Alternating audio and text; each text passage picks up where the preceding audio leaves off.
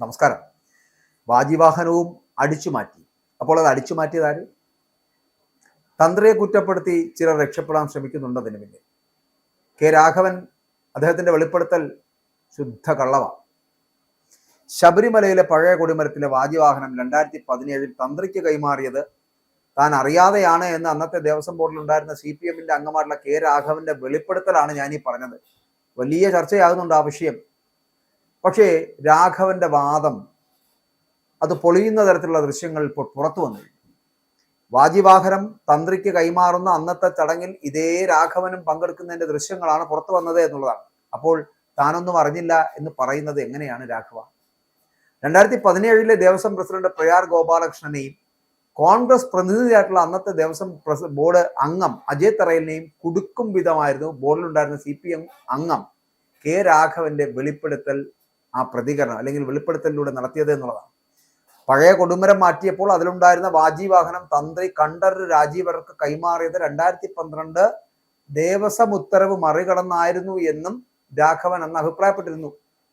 എന്നാൽ അന്നത്തെ കൈമാറ്റ ദൃശ്യങ്ങൾ പുറത്തു വരുമ്പോൾ രാഘവനും അത് വിനയാവുകയാണ് എന്നുള്ളതാണ്.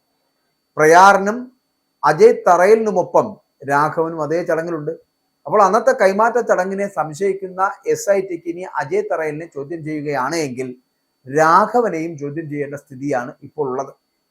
അതേസമയം ഈ ഹൈക്കോടതി നിയോഗിച്ച അഭിഭാഷക കമ്മീഷൻ അവരുടെ അനുമതിയോടെയാണ് വാജിവാഹനത്തിന്റെ കൈമാറ്റം എന്നാണ് അജയ് തറയിൽ ആവർത്തിക്കുന്നത്. പരസ്യമായ ഈ ചടങ്ങിനെ സ്വർണ്ണക്കൊള്ളയുമായിട്ട് ചേർത്തിട്ട് UDFനെയും കുടുക്കുക എന്നൊരു ലക്ഷ്യം അല്ലെങ്കിൽ അത്തരത്തിലൊരു ശ്രമമാണ് ഇപ്പോൾ നടത്തിക്കൊണ്ടിരിക്കുന്നത് എന്നുള്ളതാണ് കോൺഗ്രസിന്റെ നിലപാട്. വാജിവാഹന വിവാദത്തിൽ ഈ പറയുന്ന പോലെ SIT ഹൈക്കോടതിയിൽ കൊടുക്കുന്ന റിപ്പോർട്ട് വളരെ പ്രധാനമായിരിക്കും. അപ്പോൾ ഇതിനിടെ ശബരിമലയിലെ സ്വർണ്ണക്കൊള്ളയുമായി ബന്ധപ്പെട്ട വസ്തുതകളുടെ അവിടുത്തെ ഒരു ശാസ്ത്രീയമായിട്ടുള്ള പരിശോധനാ ഫലം SITക്ക് കോടതി കൈമാറിക്കഴിഞ്ഞു. ശബരിമലയിലെ പാളികളിലെ സ്വർണത്തിന്റെ അളവും കാലയളവും കണ്ടെത്തുവാൻ നടത്തിയ ശാസ്ത്രീയ പരിശോധനാ റിപ്പോർട്ടാണ് കൊല്ലം വിജിലൻസ് കോടതി SITക്ക് നൽകിയിരിക്കുന്നത്. വരുന്ന ദിവസങ്ങളിൽ ഈ റിപ്പോർട്ടിലെ വിശദാംശങ്ങൾ SIT ഹൈക്കോടതിയെ അറിയിക്കും. ഈ വിശദാംശങ്ങളാകും ഇനി കേസിൽ വഴിത്തിരിവാകാൻ പോകുന്നത്. അതിനിടയിൽ നമുക്കറിയാമല്ലോ, ഈ ശബരിമല സ്വർണ്ണക്കൊള്ള കേസിൽ റിമാൻഡിലായി സ്വകാര്യ ആശുപത്രിയിൽ കഴിയുന്ന ശങ്കരദാസിനെ തിരുവനന്തപുരം മെഡിക്കൽ കോളേജിലേക്ക് മാറ്റുന്ന ഒരു സാഹചര്യം ഇപ്പോൾ ഉണ്ടായിട്ടുണ്ട്. അത്യാഹിത വിഭാഗത്തിൽ എത്തിച്ചതിന് പിന്നാലെ ഹൃദ്രോഗ വിഭാഗത്തിലേക്ക് മാറ്റുകയായിരുന്നു. കഴിഞ്ഞ ദിവസം ശങ്കരദാസ് കഴിഞ്ഞിരുന്ന സ്വകാര്യ ആശുപത്രിയിൽ എത്തി കൊല്ലം വിജിലൻസ് കോടതി ജഡ്ജി അദ്ദേഹത്തെ 12 ദിവസത്തേക്ക് റിമാൻഡ് ചെയ്യുന്ന ഒരു സാഹചര്യം ഉണ്ടായിരുന്നു. ഇവിടെ വാജിവാഹനം ആരുടേതെന്ന് ചോദിച്ചുള്ള വലിയ തർക്കങ്ങൾ നടക്കുമ്പോഴും ഇതിനകത്ത് പിടിക്കപ്പെടേണ്ടവർ ഇപ്പോഴും വളരെ അകലെയാണ് എന്നുള്ളതാണ്.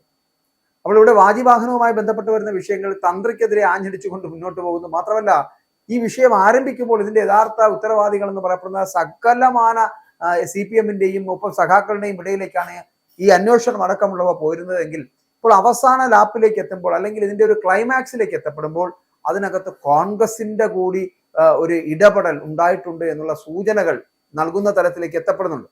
അപ്പോൾ അങ്ങനെ കോൺഗ്രസ് കൂടി ഇതിനകത്ത് ഭാഗമാക്കായിട്ടുണ്ട് എന്നുള്ള 2017 അന്നത്തെ CPM അംഗമായിട്ടുള്ള കെ രാഘവന്റെ വെളിപ്പെടുത്തൽ അടക്കം ചർച്ച ചെയ്യപ്പെടുകയാണ്. പക്ഷെ ആ ചർച്ച ചെയ്യപ്പെടുമ്പോൾ താൻ അതിനകത്തില്ല അല്ലെങ്കിൽ താൻ അറിയാതെയാണ് ഇതെല്ലാം നടന്നത് എന്ന് പറയപ്പെടുന്ന രാഘവന്റെ വെളിപ്പെടുത്തൽ സമ്പൂർണ്ണ പരാജയമായി.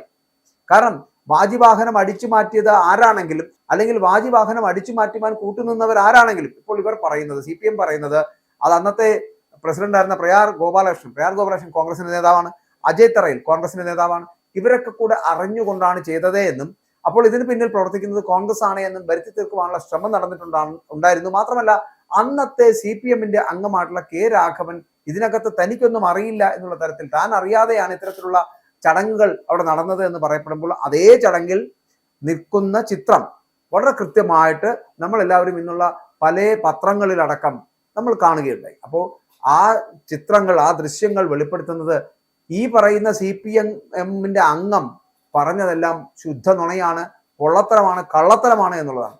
അപ്പോൾ എല്ലാം പൊളിഞ്ഞടുങ്ങുകയാണ്. ഇനിയും കുടുങ്ങാനുണ്ട് ഇതിനകത്ത് പെടേണ്ട പലരും. അപ്പോൾ ഇതിനെ ഉന്നതരിലേക്ക് അന്വേഷണം എത്തേണ്ടതുണ്ട്. വരും ദിവസങ്ങളിൽ ശങ്കരദാസ് അടക്കം അറസ്റ്റിലാകുമ്പോൾ ഇനി അറസ്റ്റിലാകപ്പെടേണ്ട കുറച്ചുപേർ കൂടി ബാക്കിയുണ്ട്. അവർ കൂടി വരും ദിവസങ്ങളിൽ അറസ്റ്റിലായാൽ മാത്രമേ വാജിവാഹനമല്ല അയ്യപ്പനെ വരെ അവിടെ നിന്ന് അടിച്ചു മാറ്റാൻ ശ്രമിച്ചത് ആര് എന്നുള്ളതിന്റെ യഥാർത്ഥ ഉത്തരം നമുക്ക് ലഭിക്കും.